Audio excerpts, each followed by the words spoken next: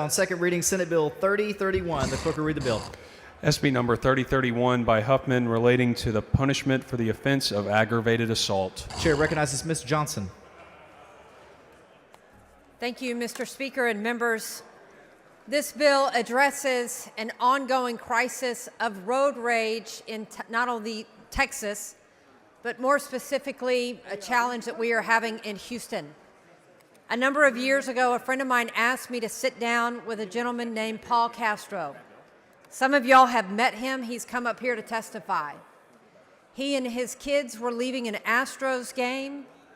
There was a road rage incident of trying to get on the freeway. A gentleman chased him and fired a shot into his car. Paul will tell you how he held the brains of his son David as he drove him to the hospital before he died. David Wilson came and told a similar story about his daughter Louise driving down the freeway, got into a road rage incident with somebody else who fired a shot at her car, and she too died. We are seeing an increase of incidents where back in the day when you got mad at another driver, you might honk the horn, you might shoot them the bird, but today it seems to be acceptable that you fire a gun in that car's direction. And so while all of us would recognize that we would teach our kids not to be put in a bad spot to come in contact with criminal activity or not to be in a place that you shouldn't, we are now seeing any driver on any road on a Texas highway is subject to being a victim of being shot because some other driver got upset and decided that's the way that they wanted to resolve their frustration. And so what this bill does is acknowledge that if you pull out a gun and you discharge at another vehicle, and what this bill does is create kind of a bubble around that vehicle, that if you discharge at that vehicle, hit a human, hit the property, or come close enough that it puts somebody in fear of imminent bodily injury or death, that it is now a first-degree felony, 5 to 99 or life. Currently, it is only a second degree. If you pull out your gun and you drive by a house and you shoot at the house, it's a first degree. And so all we're doing is making this consistent. We're saying that people on the roadways are protected just as much as somebody in a house, and those that get out in those intersections and those road rage incidents and fire. Not pulling out your gun, not self-defense, not firing in the air to scare somebody, but to fire at somebody or property where somebody could be hurt. We are asking to increase that to a first-degree felony on behalf of David Castro and Louise Wilson. Protect all Texans on the roadway. Mr. Speaker, Mr. Hopper, for what purpose? would the lady yield for a couple questions? Absolutely. Lady yield for questions? She does. I will. Hey, Representative, thank you. I'm not a lawyer, so maybe you could walk me through a couple things. So currently the statute says that if you threaten someone with imminent bodily injury while brandishing a firearm, that's a second-degree felony? Correct. If you Okay. pull out a gun and you threaten, but you never discharge, that's a second degree. Okay.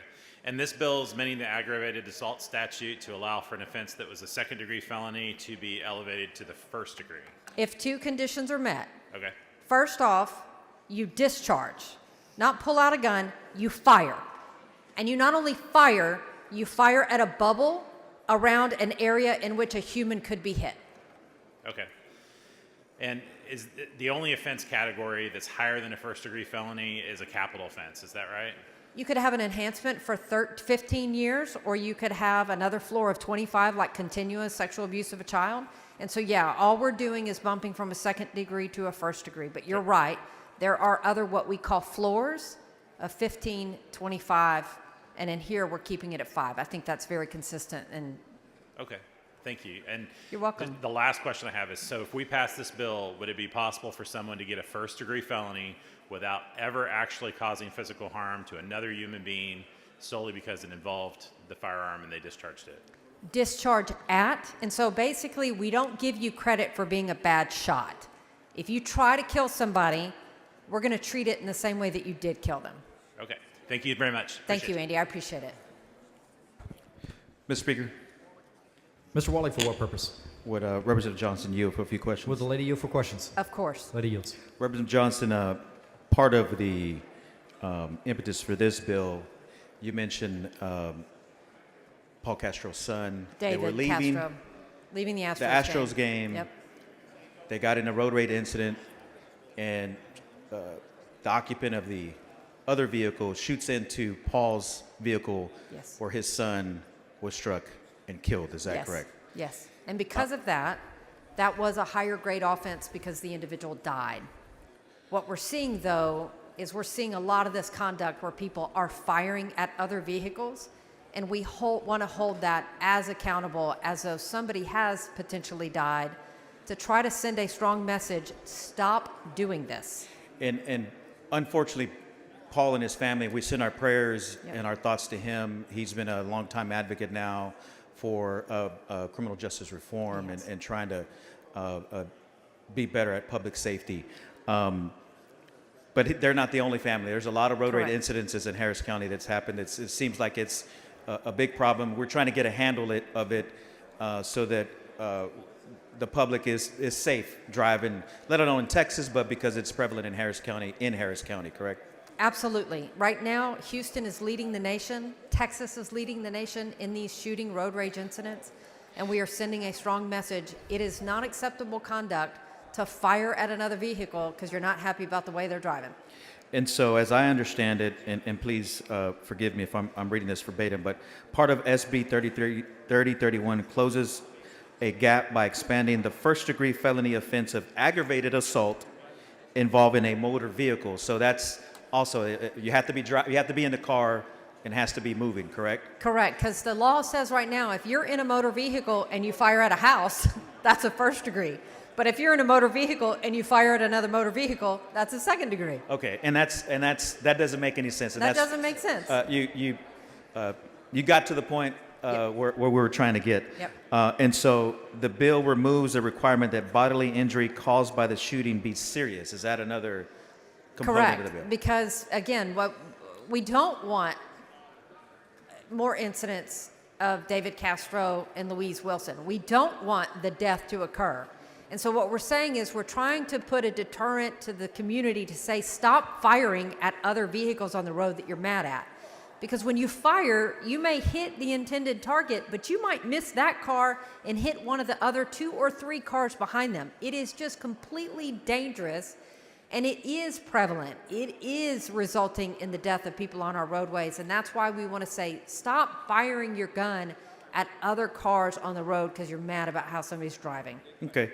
And then again, just to clarify, it also includes cases, this bill includes cases where a person is placed in fear of imminent serious bodily injury or where the property damaged as a result of a firearm being discharged, correct? And so the analysis there that we would expect every prosecutor to argue and follow is, if you can, imagine a bubble around that vehicle. Right. That you are shooting at the vehicle.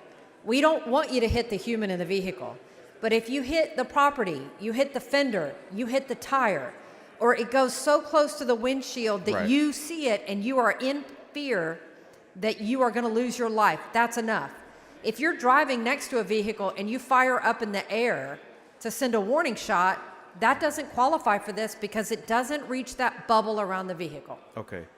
And it also includes that if you get out of the car, meaning you've seen all the video where you're in an intersection, somebody gets out, and effectively it's a road rage incident. We're just no longer operating the vehicle. We're right there in the intersection, we've gotten out.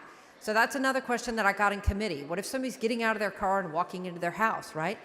I don't think that necessarily qualifies. And that's why we want language in here that prosecutors can make determinations, judges can make determinations. Is the intent of this language, which is to address all the road rage incidents you're seeing on social media all the time, to say, look, it is not acceptable for you to pull out your gun and fire at that other individual or their vehicle in that moment. And that's a clear distinction that you have to be en route, you have to be in your vehicle, you have to get out, you're at a stop sign, you're at an intersection, and something also happens, or it is escalated, correct? Correct. And so on page 2, line 9 through 10, the actor is inside of or directly en route to or from. Okay. And then it also ensures, and you talked about the prosecutor's discretion here. SB 3031 ensures that prosecutors can seek appropriate penalties in cases where reckless or violent firearm use endangers the public in or around the vehicles, as you mentioned earlier. Absolutely. As they get out. And this really targets the intent to shoot somebody in their vehicle. We make it a first degree. And the reason we have that full range of punishment, 5 to 99 or life, is it gives a ton of discretion that you can make that determination. Was this a more significant and serious incident or offender that we need to look on the heavy side of punishment? Is it a low level? And of course, we give prosecutors those tools of attempted or anything else. All I'm trying to do is right now, the ceiling of 20 years is not high enough for the severity of the crime that's being committed. We're raising the ceiling to give room for that deterrent, not only to society to say stop doing this, but to really give security to the victims to know that we are hearing them, we acknowledge the loss of their children, and we are trying to take up the mantle for what they begged for, which is stop this behavior on our roadways, send a strong message, we no longer tolerate it. And I appreciate Senator Huffman for taking this on and ensuring that David and that Louise, that their lives matter in Texas. And we certainly want to send our thoughts and prayers again to those families, those victims that have been permanently damaged by the loss of their loved ones in these type of incidents. So I thank you, and thank you, Senator Huffman, for this bill. Thank you, Chairman. And move passage. Members, clarification. When Mr. Smithy moved to postpone further consideration of SJR 1, he moved to postpone it to noon on Thursday, May 22nd. The following amendment, the clerk will read the amendment.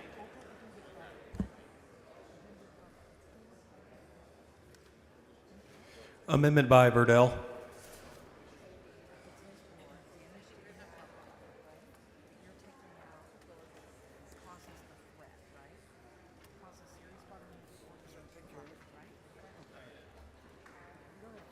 The chair recognizes Mr. Verdell to explain his amendment. Thank you, Mr. Speaker. What this does, in case you have the bill in front of you, go to page 2, line 19 and 20. It lines out line 19 and 20. And basically what that is the way the language is written, it says, in discharging the firearm, it places any person in fear of imminent serious bodily injury. I don't agree with that, and I'm hoping that we can get this out of the language so that way the bill is just focused on if bodily injury to a person or damage to any property. I'd ask for your support and hope for adoption. So you're taking away the threat, right? Places them in fear? Just the imminent fear, yeah. Members, I am opposed to this amendment. Chair recognizes Ms. Johnson to speak against the amendment. I'm opposed to the amendment. I just got it. But what it does is it takes away that threat. And so I mentioned to you what we're trying to do here is to create a bubble around the vehicle that if you fire at the vehicle that places me in imminent threat of serious bodily injury, meaning it came close enough to me that I realized they were a bad shot, but they were trying to shoot me. That is very different from firing up in the air and firing a warning shot. I'm basically pointing at you, but I'm not a good shot. What his amendment says is you got to hit the car. You got to hit a tire, you got to hit the car. And so that's why in talking to prosecutors and other folks about how do we narrow this down to a bubble around the vehicle, that's where we created that bubble. Imminent threat of serious bodily injury. I have to articulate that that shot got close enough that I realized it was a near miss. And again, that's why we want to protect it. So I am opposed to this amendment. I respect where you want to be on it. He's asking that you only punish if you're a good shot.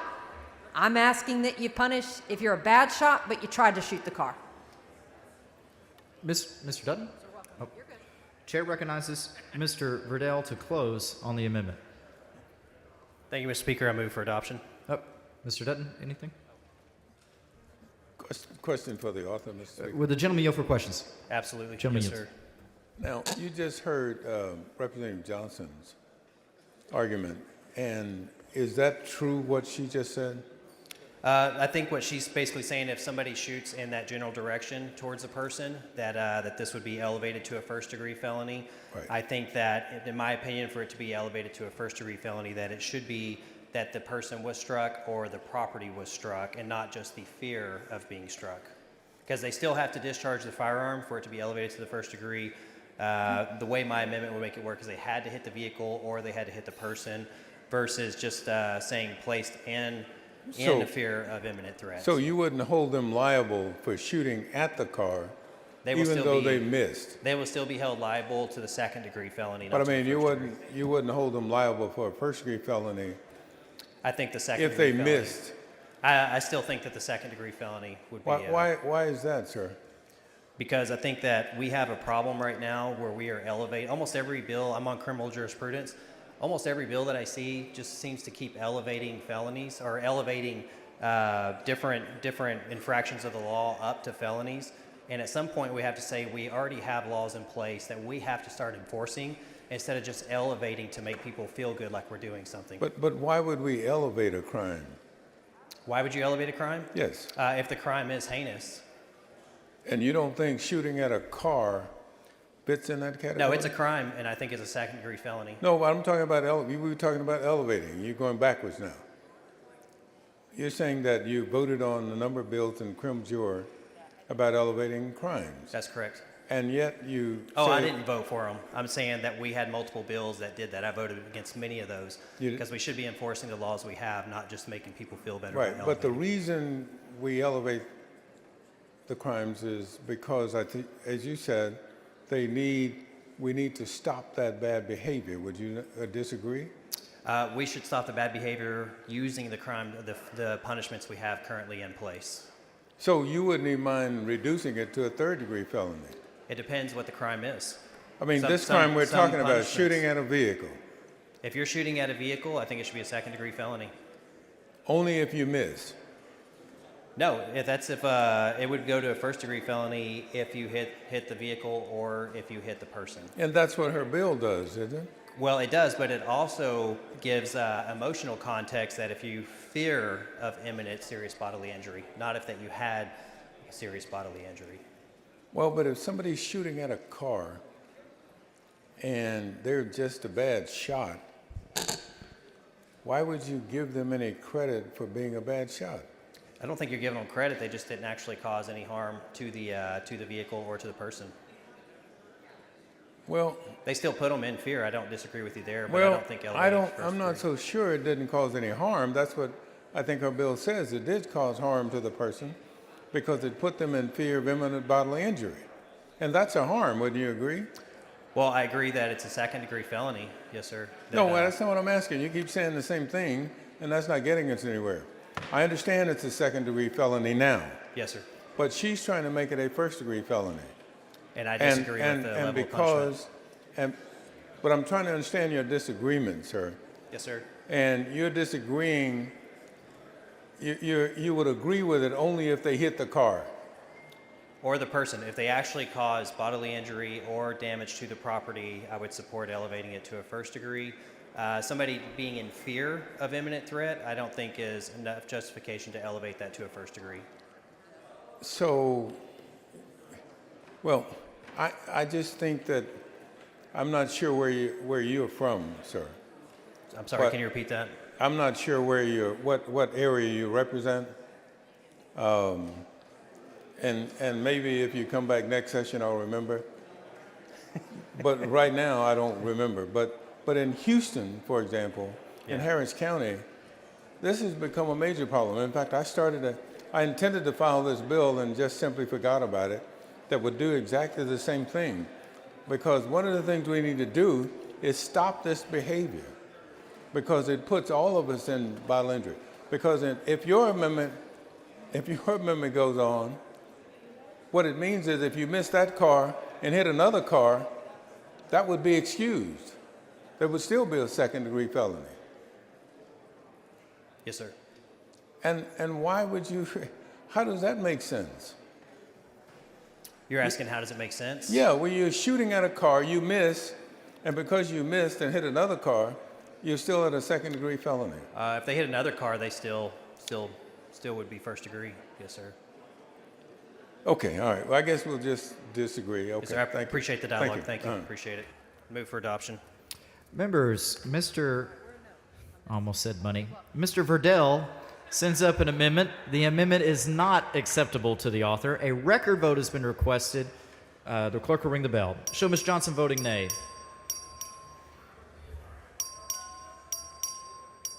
Show Ms. Isaac voting aye. Show Mr. Kane voting aye.